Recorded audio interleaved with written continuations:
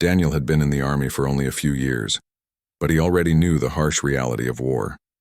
The borders between the two nations had always been tense, but in the past few months, the fighting had grown more intense. He had seen villages burned, families scattered, and soldiers on both sides fall in battles that seemed endless. Every day felt like a test of courage and endurance. Yet, even in the middle of such chaos, Daniel tried to hold on to the small pieces of humanity that war often tried to destroy. On that fateful day, his squad was sent on a mission to patrol a recently captured area. The terrain was rough, full of sharp rocks and craters from previous explosions. Smoke hung in the air like a dark curtain, making it hard to see more than a few meters ahead. Every step could be dangerous. Hidden traps, mines, or enemy soldiers could appear without warning. Daniel had been trained for this, but instinct and experience told him that danger was everywhere. As they moved through the broken landscape, Daniel heard a faint sound, almost like a child crying. At first, he thought it was his imagination. In a war zone, it was easy to mistake sounds, branches breaking, the wind, the distant echo of explosions, for something more human. But the crying continued, soft but persistent. He paused and looked around, trying to locate its source. His squad leader noticed him lingering and shouted, "Move! Don't waste time!" But Daniel could not ignore the sound. Something inside him, a voice he could not silence, told him to investigate. He carefully edged toward the noise, staying low behind the shattered walls of what had once been a building. The cries grew louder, more desperate, and it became clear that someone was trapped. Finally, he found her. A little girl, no older than 7, was pinned beneath a pile of broken wood and stones. Her face was smudged with dirt, tears streaking her cheeks. She looked up at him with wide, fearful eyes. Daniel froze for a moment, unsure what to do. On any normal day, seeing a child in distress would be simple. Help her, comfort her, and call for backup. But this was no ordinary day, and this was no ordinary child. She was the daughter of the enemy commander, a fact that could make saving her seem like a betrayal to Daniel's own people. He saw the fear in her eyes, and it was impossible to ignore. Without thinking about politics or orders, Daniel began to lift the debris carefully. The wood was heavy, the rocks sharp, but he moved slowly, making sure not to hurt her further. The girl winced and clutched at his arm, trembling with both fear and pain. "It's okay," he whispered, his voice calm, steady. "I'm here to help you. You'll be safe soon." Finally, after what felt like an eternity, he managed to free her. She collapsed against him, sobbing and exhausted. Daniel carried her to a safer spot, away from the danger of falling debris and the echo of distant gunfire. He checked her for injuries. Bruises, cuts, and scrapes covered her small body, but thankfully nothing appeared life-threatening. Still, she was scared, and Daniel knew that fear could be as dangerous as a wound in a situation like this. He looked around, realizing that his squad would soon notice he was missing. He could hear the voices calling, impatient, urging him to return, but he couldn't leave the girl alone. She was defenseless, and someone needed to protect her. He made a decision. He would shield her with his own body if necessary, until they were completely out of danger. As he moved cautiously, carrying her through the broken landscape, he thought about what might happen if anyone saw him. Some soldiers might question his loyalty. Others might see him as a hero. Either way, he could not abandon her. Not now, not ever. The girl clung to him tightly, her little arms wrapped around his neck, her tears wetting his shoulder. He whispered, reassuring words as they navigated the dangerous terrain, trying to keep both their spirits up. The farther they went, the more Daniel noticed the destruction around them. Buildings that had once been homes were now nothing but rubble. Gardens were trampled and burned. The smell of smoke, dust, and fear filled the air. Yet in the middle of this devastation, the small girl's presence reminded him of what was worth protecting. She was life, hope, and innocence, even in a place dominated by death and chaos. At one point, a loud explosion erupted nearby. Daniel instinctively dropped to the ground, shielding the girl with his body. The force threw them both slightly, but Neither was seriously hurt. The girl clung to him even tighter, her small frame shaking. "You're safe," Daniel murmured, though he himself could feel the adrenaline racing through his veins. He knew they were not out of danger yet. Hours seemed to pass as they carefully made their way through the battlefield. Daniel had to be vigilant, checking for snipers, landmines, or sudden attacks. Every sound could mean danger. Every shadow could hide an enemy. Yet, through it all, he kept reminding himself of why he could not leave her behind. Saving her was not about politics, not about orders. It was about doing what was right. Finally, as night began to fall, Daniel found a temporary shelter in the remains of a collapsed building. The girl was exhausted and frightened, but she seemed to understand in some deep, unspoken way that he was there to protect her. He made her as comfortable as he could, using pieces of cloth to wrap around her, and keeping his body close to hers for warmth and security. He stayed awake, alert, listening for any signs of danger, ready to act at a moment's notice. That night, as Daniel sat in the cold darkness with the little girl in his arms, he realized something important. This moment, terrifying as it was, reminded him of the humanity that war often tried to erase. Saving her had nothing to do with victory or defeat, nothing to do with sides or politics. It was about compassion, courage, and the choice to do what was right, even when it was dangerous. In the days that followed, this decision would set him on a path that neither side could have predicted. It would test his courage, his loyalty, and his heart in ways he had never imagined. But in that moment, as he held the girl close and promised to keep her safe, Daniel knew he had made the choice that defined him, not as a soldier, but as a protector of life itself. After the night passed in tense silence, Daniel knew he could not stay where they were. The battlefield was too dangerous and both sides could return at any moment. He had to return the girl to her people, to her mother, who was the commander of the opposing army. The thought made his heart pound. He knew it could be risky both for himself and for her, but he also knew it was the right thing to do. He could not leave her wandering alone in a war zone. Early in the morning, he gently woke the girl. She looked at him with sleepy eyes, still frightened, but a little calmer than the night before. "We need to get you home," Daniel said softly. "Your mother, she will be worried about you." The girl nodded slowly. She did not speak much, but her small hand gripped his arm tightly. She trusted him. That was enough for Daniel to keep moving forward. The journey back was tense and quiet. They moved carefully through the ruins, avoiding areas where soldiers from either side might be patrolling. Every shadow and sound made Daniel's heart jump, but he remained focused. The girl stayed close, following his lead. She had learned quickly that he was her protector, someone she could rely on even in a world full of danger. As they approached the outskirts of her village, Daniel saw the familiar symbols of her people's settlement. He felt a mix of relief and apprehension. He had no idea how her mother would react. Would she be grateful? Angry? Would she think he had some plan, some secret reason for bringing her daughter back alive? The uncertainty weighed heavily on him, but he knew he had to try. When they reached the main gates, a group of guards noticed them immediately. Their hands went to their weapons, and for a moment, Daniel feared that he had made a terrible mistake.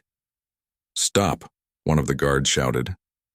"Who is this human, and why is he bringing the child here?"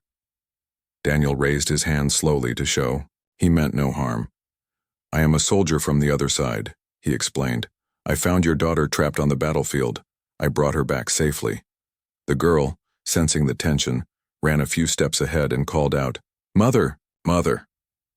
Her voice was small but urgent. It carried across the courtyard, and soon a woman appeared, tall and commanding. Her hair was dark, her eyes sharp, and her expression fierce. Daniel instantly recognized her as Commander Lyra. The girl's mother, Lyra's gaze fell on her daughter, then on Daniel. Her initial expression was one of shock and anger. "You!" she exclaimed. "How dare you bring her here? What are you trying to do?" Her voice was sharp, full of authority and the weight of command. Daniel swallowed nervously but stood, his ground. "I only wanted to save her," he said firmly. "She was in danger and I could not leave her behind." The girl ran to her mother and wrapped her arms around her waist. "He saved me, Mother," she whispered. "He didn't let anything hurt me. Please, don't be angry at him." Lyra's eyes softened slightly as she looked down at her child. The fear and trust in her daughter's eyes made her pause. She could see the truth in what the girl was saying. Daniel had indeed risked his life for her child. Lyra's guards remained tense, unsure what to do with this enemy soldier who had entered their territory and returned unharmed. Some whispered that he could be a spy, while others felt a strange admiration for his courage. Lyra, however, focused only on the girl. She knelt down and embraced her tightly, checking for injuries, smoothing her hair, and listening as her daughter explained what had happened. Daniel waited quietly, uncertain of what would happen next. He expected anger, perhaps even punishment, but instead he saw something he had not anticipated. A mother's gratitude mingled with disbelief. Lyra finally stood and faced him fully. Her eyes were still sharp, but there was a flicker of acknowledgement. "You saved her life," she said slowly. "That cannot be denied. You could have left her, and yet you chose to protect her." Daniel nodded. "I couldn't leave her. She is just a child. That's all that mattered to me." He kept his voice calm, but inside, he felt a mixture of pride and relief. He had done the right thing, and it had not gone unnoticed. Lyra took a step closer, studying him carefully. "You have courage," she said, "and perhaps in more heart than I expected from an enemy." She paused, her mind racing. She knew that showing any weakness could be dangerous, but she also knew that her daughter's safety had been preserved by this man. It was a strange and unfamiliar feeling, respect for someone she had been taught to see only as the enemy. The girl tugged at Daniel's sleeve. "Can he stay a little while, Mother?" she asked softly. "Just until I feel safe." Lyra looked at her daughter, then back at Daniel. She nodded slightly. "Very well," she said, "but only until I am sure my daughter is truly safe." Daniel felt a wave of relief wash over him. He had not expected to be allowed to stay at all. Over the next hours, he observed the village, noticing how people went about their daily lives despite the war raging around them. He also learned more about the girl, her name, her habits, and her quiet strength. She was smart, observant, and brave in ways that went beyond her age. Lyra, meanwhile, watched Daniel closely. She could not deny the impact he had made on her daughter. The little girl spoke of him constantly, telling stories of how he had lifted the heavy debris, how he had shielded her from danger, how he had stayed calm when everything around them was falling apart. Lyra's heart felt a strange mix of emotions. Anger at the enemy soldier battled with gratitude for saving her child, and a cautious curiosity about the man who had risked his life without expecting anything in return. By the end of the day, Daniel realized something important.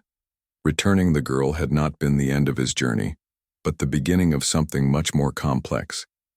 He had entered enemy territory as a soldier, but he was no longer just a soldier. He had become a protector, someone who had crossed lines and changed lives, including his own. That night, as the village settled into a tense calm, Daniel and the girl sat together quietly. She leaned against him, no longer trembling, feeling safe in his presence. Daniel looked at her and realized that this small act of courage, saving a child, was more powerful than any weapon, more meaningful than any victory. It had created trust where there had been fear, and it had opened the door to understanding between people who were supposed to be enemies. And somewhere in the shadows, Commander Lyra watched silently, realizing that she could not simply let this man go. He had touched her daughter's life in a way no one else could, and that fact weighed heavily on her mind. What would it mean for the future? Could she trust him, even as an enemy? The questions would linger, but one thing was certain. Daniel's choice had changed everything. After the initial relief of returning the girl to her mother, Daniel began to realize that his role in her life was far from over. The village, though quiet on the surface, was filled with whispers and curious eyes. People knew that a soldier from the enemy side had entered their settlement and returned unharmed, carrying the child safely. Some were skeptical, thinking he might be a spy or have a secret plan. Others were quietly impressed, realizing that his courage and selflessness were extraordinary. Daniel felt the tension in the air, but he focused on the girl. She had grown more comfortable in his presence, trusting him completely. She held his hand when walking, asked him questions, and sometimes even smiled at his jokes. For a child who had witnessed war and destruction, her trust was remarkable. Daniel understood that this trust was fragile, and he had to protect it carefully. Every action he took, every word he spoke, could affect how she saw him and how her mother would judge him. Commander Lyra, meanwhile, was still grappling with her feelings. She had always been a strict and disciplined leader, trained to put the safety of her people above all else. But seeing the way her daughter had relied on Daniel and hearing her speak of him with admiration and gratitude was making her question her assumptions. Could someone from the enemy side truly act without selfish motives? Could compassion exist even in a world filled with conflict? One morning, after weeks of cautious observation, Lyra decided to reach out to Daniel. She sent a messenger, asking him to meet her at a quiet spot outside the village walls. Daniel was nervous but accepted the invitation. He did not know what to expect. When he arrived, Lyra was already there, standing tall and composed, yet there was a softness in her eyes that he had not seen before. "You saved her," she said without preamble, her voice calm but firm. "I need to understand why. Why did you risk your life for my daughter?" Daniel met her gaze steadily. "She was a child," he replied simply. "No matter who she was or whose side she belonged to, I couldn't leave her in danger. That's all that mattered." Lyra studied him carefully. His words were honest, without exaggeration or hidden meaning. She realized that this was not a man trying to manipulate or impress her. This was a man speaking the truth. For the first time, she felt a strange sense of respect for an enemy soldier. But she also knew that trust was not given lightly. "It is rare," she said slowly, "to see someone act without thinking of their own gain. Most people fight for power, for victory, or for revenge. You did none of that." Daniel shrugged slightly, feeling the weight of the moment. "I didn't think about what I would gain," he said. "I just did what I knew was right. That's all anyone can do." Over the following weeks, Lyra and Daniel met more often. At first, the meetings were formal, cautious, and filled with questions. They talked about the girl, her safety, and the dangers that still lurked in the region. They shared stories of their lives, their families, and the losses they had endured. Slowly, these conversations became more personal. They laughed together at small jokes, shared moments of silence, and began to see each other as people rather than enemies. The villagers watched these interactions with curiosity and some skepticism. Some thought it was dangerous for Lyra to engage with an enemy soldier. Others saw it as a glimmer of hope, a possible bridge between two sides that had been at war for generations. Rumors began to circulate, but Lyra ignored them. Her priority was her daughter and the safety that Daniel had provided. She could not deny the truth. He had changed their lives in a single act of courage. For Daniel, these meetings were both thrilling and frightening. He had never imagined that saving a child would lead to such complicated emotions and situations. He had always thought of his duty as clear: follow orders, protect his squad, survive. But now he found himself caring deeply about people who had been considered enemies. His loyalty to life and compassion had put him in uncharted territory, and he did not know where it would lead. One day, while walking along the edge of the village, Lyra asked him directly, "Do you see yourself as my enemy, Daniel?" He paused, thinking carefully. "I see myself as a human," he said finally. "I see people in need, and I try to help them. Sometimes that means helping those who are supposed to be my enemies. But I don't see them as enemies, only as people." Lyra's expression softened. She had never heard words like that from someone on the other side of the war. For a moment, the harshness of her role as a commander faded, replaced by something fragile and new: hope that maybe, just maybe, there could be a different way to approach conflict. Meanwhile, the girl watched them from a distance, her eyes full of trust and admiration. She had begun to see Daniel not just as a protector but as a friend. She would tell her mother stories about his bravery, his kindness, and the way he made her feel safe. These stories were small, innocent, yet they carried a powerful message: that kindness and courage could exist even in the darkest times. As the days passed, the bond between Daniel and Lyra grew stronger. They still faced challenges: suspicion from their own people, threats from neighboring territories, and the constant tension of the war. But in the quiet moments, they found understanding. They discovered that despite differences in culture, language, and allegiance, their core values were similar. Both believed in protecting the innocent, both had endured loss, and both understood the cost of violence. One evening, as the sun set over the hills surrounding the village, Daniel and Lyra sat together in silence. The girl played nearby, safe and happy for the first time in weeks. Daniel looked at Lyra and said quietly, "I never thought saving a child would change so much." Lyra nodded, understanding completely. "It has," she replied, "for all of us, and perhaps it can change more if we are brave enough to let it." That night, as Daniel walked back to his temporary quarters, he realized that his life had taken a path he could never have imagined. Saving the girl had led him into a fragile truce between enemies, a space where trust and compassion could exist. It was uncertain, dangerous, and delicate, but it was also full of possibilities. In the days that followed, their meetings continued, each one building trust and understanding. Daniel and Lyra were no longer just soldier and commander. They were two people learning to navigate a world filled with fear and hope. And the girl, the little spark of innocence in the middle of war, had become the bridge that connected them. Daniel knew that the journey ahead would not be easy. There would be challenges, doubts, and enemies who would not understand their connection. But for the first time in a long time, he felt that his actions could make a difference beyond survival or duty. He could protect life, inspire trust, and perhaps even change the hearts of those around him. And so, the fragile truce continued, built not on politics or power, but on courage, kindness, and the simple truth that saving a child had created bonds stronger than the war itself. Daniel had settled into a routine, visiting the girl and occasionally meeting Commander Lyra to discuss her safety and the ongoing tensions between their sides. However, the peace that had grown around them was fragile. Both Daniel and Lyra knew that their connection, born from a single act of courage, was unusual and could be seen as dangerous by others. Within his own army, Daniel faced growing suspicion. Reports of him entering enemy territory and returning unharmed had reached his superiors.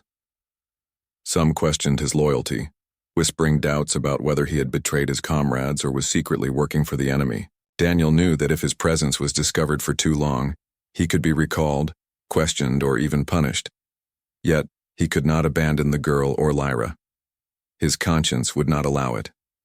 Lyra, too, faced criticism. Her council of advisors and senior commanders were wary of her growing connection with Daniel.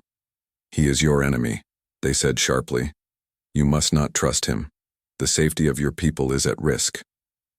Lyra listened silently, but internally, she weighed their words against what she knew from experience.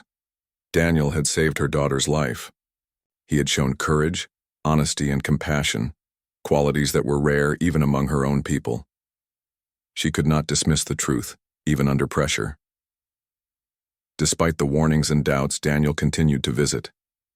Each time, he carried supplies, helped reinforce safety around the village, and spent time with the girl. They walked through the forested hills nearby, played quiet games, and sometimes sat under the stars, sharing stories of their past. The girl laughed easily with him, a sound that warmed Daniel's heart even amid the tension. One afternoon, an alarm rang through the village. Scouts had spotted enemy soldiers approaching, unaware that Daniel was present. He immediately took action, coordinating with the village defenders to secure the girl and her mother. The danger was sudden, intense and frightening. But Daniel moved with calm precision.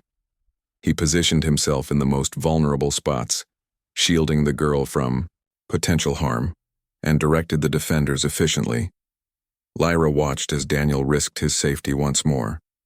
Her admiration grew alongside a deeper, more personal feeling she had not expected. She realized that she did not just respect him as a soldier, she valued his presence, his courage, and the way he protected those who could not protect themselves. When the threat passed, Daniel had again ensured the safety of the village and her daughter, earning the trust of the guards and villagers who had initially doubted him. But the incident also highlighted the impossible balance they faced. Daniel's continued presence could not remain unnoticed forever. The villagers began to whisper more openly about him, some calling him a hero, others a dangerous anomaly. Lyra's council grew restless, worried that allowing him freedom could compromise their position in the ongoing conflict. And Daniel's own army continued to demand answers, as they could not understand why one of their soldiers was so closely connected to the enemy. Amid this tension, Daniel and Lyra's private meetings grew more personal. They began to share thoughts that went beyond strategy and safety. They spoke of loss, of the pain war caused to innocent people, and of the small joys that reminded them of life beyond conflict. Each conversation deepened their understanding of each other, building trust that was rare and fragile. Daniel began to notice the way Lyra's eyes softened when she looked at him, and he realized that his feelings were changing as well. He respected her as a leader, but he also admired her courage and compassion. Protecting her daughter had brought them together, but now he sensed a bond growing between them that went beyond duty. Lyra, for her part, wrestled with her own emotions. She had always been trained to focus on strategy, to be strong and to prioritize her people's safety. Yet Daniel's presence challenged her assumptions. She found herself thinking of him even when he was not around, wondering about his well-being, and worrying for his safety in ways that were unusual for her. She could not ignore it. She had never felt such a connection to anyone, especially not someone who had been labeled her enemy. One evening, Daniel and Lyra sat overlooking a valley illuminated by the setting sun. The girl was nearby, playing with friends, laughing freely. For a moment the world felt calm and safe, as if the war and the tensions could disappear entirely. Daniel spoke softly. "I never imagined that saving one child could bring so much into my life." Lyra turned to him, her expression a mixture of thoughtfulness and warmth. "Sometimes," she replied, "a single act of courage changes more than we ever expect. It can shift hearts, minds, and even the course of lives." The reality remained, however, that danger was never far away. Both knew that the fragile peace and growing bond could be threatened by their respective people or by the continuation of the war. Yet they were unwilling to ignore what had formed between them. Daniel's protective instinct and Lyra's maternal care had evolved into mutual respect and a deep, unspoken connection. In the following days, another small but dangerous incident occurred. A group of scouts from Daniel's army passed near the village. Their presence risked revealing Daniel's ongoing visits. Daniel acted quickly, guiding the girl and Lyra to a safe area while remaining calm and alert. The incident reminded them that no matter how much trust they built, the world outside their small circle was still full of suspicion, danger, and challenges. Despite the threats, they continued to meet secretly. Each encounter strengthened their bond and built understanding between them. They talked about hope, life after war, and how people could learn to see beyond labels like enemy or opponent. They began to imagine a future where compassion could guide decisions instead of fear or anger. The girl noticed these quiet moments, sensing that the two adults cared for each other.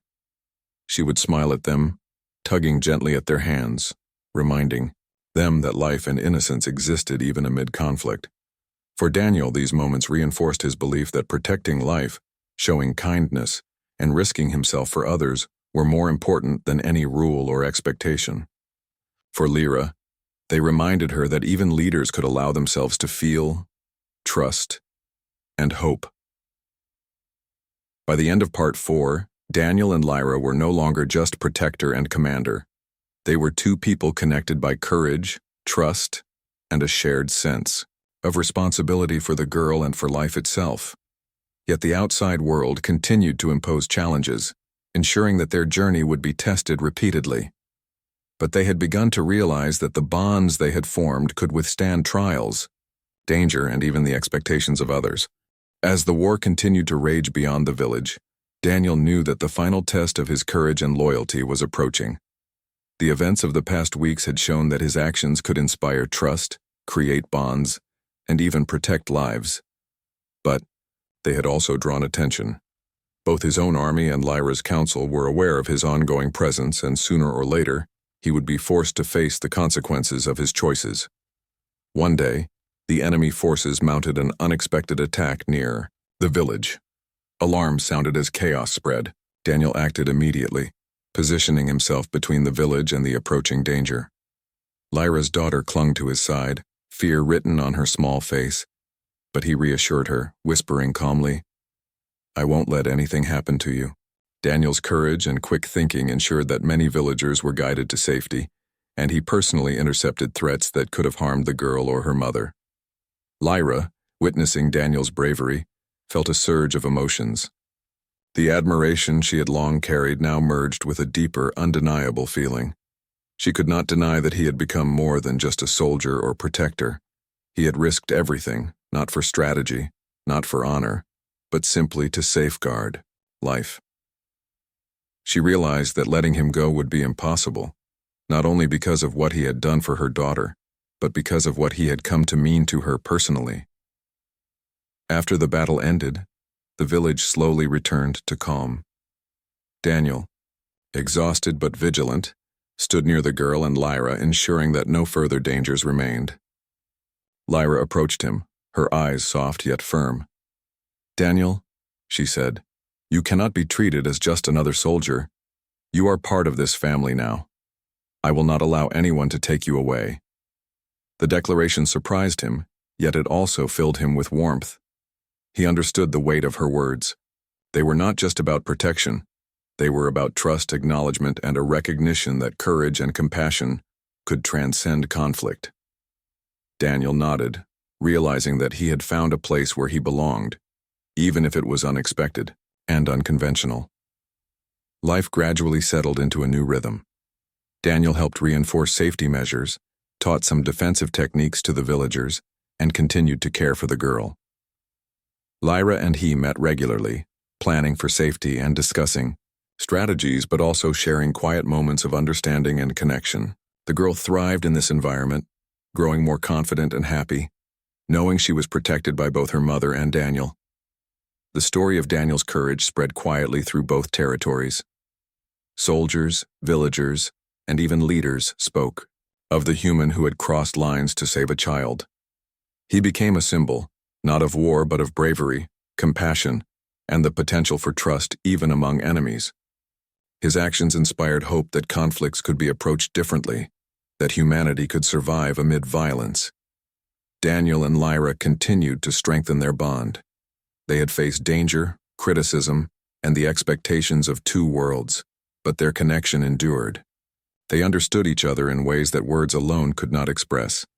The little girl, the catalyst for their meeting, flourished in this environment of trust and love. She had experienced fear and danger, yet she now knew that courage, kindness, and loyalty could shape a better life. In the end, Daniel's choice to protect the girl became more than a single act of bravery. It became a turning point for all involved, a story of courage that bridged enemies, a lesson in compassion, and proof that even in the darkest times, life, trust, and hope could prevail. Lyra's decision to claim Daniel as part of her life reflected a deeper truth, that when hearts are brave and honest, connections can survive even the harshest trials.